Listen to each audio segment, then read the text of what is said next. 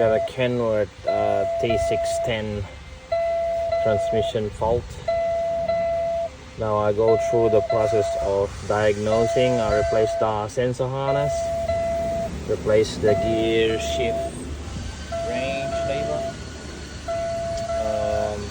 the clutch actuator has been calibrated, still showing fault.